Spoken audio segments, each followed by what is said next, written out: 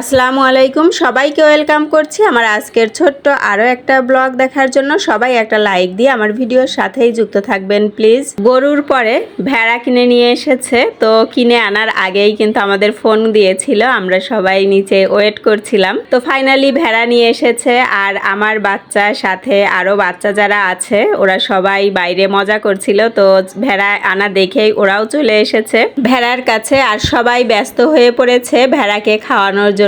কেউ ঘাস এনে দিচ্ছে, কেউ আবার কাঁঠাল পাতা এনে দিচ্ছে, কিন্তু ভেড়া হচ্ছে ওইগুলার থেকে মানে এখানে আবার গরুর জন্য ছাল রাখা ছিল, ও সেই দিকে চলে গিয়েছে। এখন ওরা ঘাস খাওয়াচ্ছে, কিন্তু কিছুক্ষণ পরে আবার ছালের দিকে চলে গিয়েছে। তো এরপরে ঈদের আগের দিন রাতে আমি কিন্তু এখানে একটু ফিরনি রান্না করছি, ফিরনি মিক্স যেটা, সেটা রান্না করব। আর হচ্ছে জর্দা মিক্স রান্না করব, সাথে আরও একটা সেমাই রান্না করব।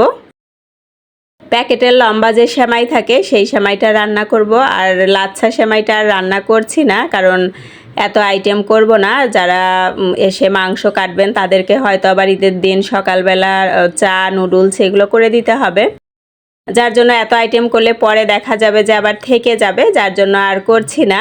তো আমার ফিরনি মিক্সটা কিন্তু রান্না হয়ে গিয়েছে, এটা আমি নামিয়ে নিলাম। একে একে কিন্তু আমি সব কিছুই আগের দিনই রেডি করে রাখছি, যেন সকালে, কারণ ঈদের দিন, কুরবানি ঈদের দিন বিশেষ করে বেশি কাজ থাকে, কাজ করতে হয়, যার জন্য একটু যাতে রিল্যাক্সে থাকা যায় দিনের শুরুতেই, এই জন্য রান্না করে রাখবো। আর ঢাকায় দেখা যায় যে মানে খুব ভোরে নামাজ হয়ে তারপরে কুরবানিটাও হয়ে যায়, একেবারে 7:30টায় কুরবানি হয়ে যায়, আর 7টার সময় নামাজ শুরু হয়। আমাদের গ্রামের দিকে আমরা দেখেছি যে একটু পরে শুরু হয়, সাধারণত নামাজ 8টা বা 9টার দিকে হয়। আর আমি এই যে জর্দা কোনো দিন রান্না করিনি, খেয়েছি বা আমার বাসায় ভাবি রান্না করেছে আমি দেখেছি, কাছে থেকে নাড়াচাড়া করেছি, কিন্তু নিজে কখনো একা এভাবে রান্না করিনি। আর এটা যেহেতু প্যাকেটে সব কিছু দেয়াই আছে, আমার শুধু এক্সট্রা অ্যাড করতে হয়েছে হচ্ছে লেবু আর একটু মিল্ক পাউডার। তো দেখি রান্না করি কেমন হয়, জানি না।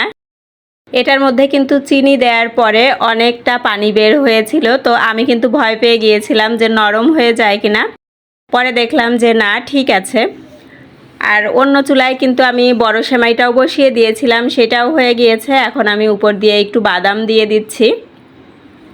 আর অন্যদিকে কিন্তু আমার জর্দাটাও রেডি হয়ে গিয়েছে, এই যে পানিটা কিন্তু শুকিয়ে গিয়েছে। এখন এটাও নামিয়ে নিব, চুলা থেকে নামিয়ে কিছুক্ষণ রেখেছিলাম, এরপরে অনেকটাই ঠান্ডা হয়েছে। এখন এর উপরে আমি কিছুটা মরব্বা কেটে ছড়িয়ে দিচ্ছি। আর এই যে বেবি সুইট যেগুলো, এগুলো দিয়ে দিচ্ছি। এগুলো কিন্তু প্যাকেটের সাথে ছিল না, এগুলো আমার বাড়তি কেনা মরব্বা আর মিষ্টি। তো এখন এগুলো আমি উপরে ছড়িয়ে দিচ্ছি, দিয়ে এরপরে যখন একেবারেই ঠান্ডা হয়ে যাবে তখন কিন্তু আমি ফ্রিজে রেখে দিব। এই যে আমার সমস্ত কিছু মানে সব আইটেমগুলোই কিন্তু রান্না হয়ে গিয়েছে, ফিরনি, বড় সেমাই আর হচ্ছে জর্দা।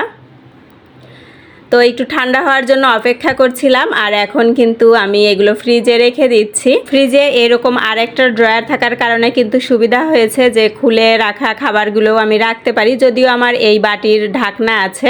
আর রাতের বেলা আমরা খাওয়া দাওয়া করেছি, সমস্ত কাজকর্ম করে যখন বিছানায় আসবো তার আগে মেয়ে বলছে মেহেদি দিয়ে দিতে, তো ছেলে মেয়ে দুজনকেই কিন্তু আমি মেহেদি লাগিয়ে দিচ্ছি। দুজনের এক হাত করে হয়েছে, এরপরে আর এক হাতেও লাগিয়ে দিতে হচ্ছে, মানে একজনকে লাগালে আরেকজনকে লাগিয়ে দিতে হবে। তো দুইজনকেই কিন্তু আমি মেহেদি লাগিয়ে দিয়েছি, আর লাগিয়ে দেওয়ার কিছুক্ষণ পরেই উঠিয়ে ফেলেছে। এই মেহেদিটার সাথে সাথে রং হয় না, কিছুক্ষণ পরে, মানে উঠিয়ে ফেলানোর কিছুক্ষণ পরে রং হয়। তো আমার আজকের ব্লগ এতটুকুই ছিল। সবাইকে ঈদ মোবারক জানিয়ে আমি আজকের মতো এখান থেকেই বিদায় নিচ্ছি। সবাই ভালো থাকুন, সুস্থ থাকুন। আসসালামু আলাইকুম।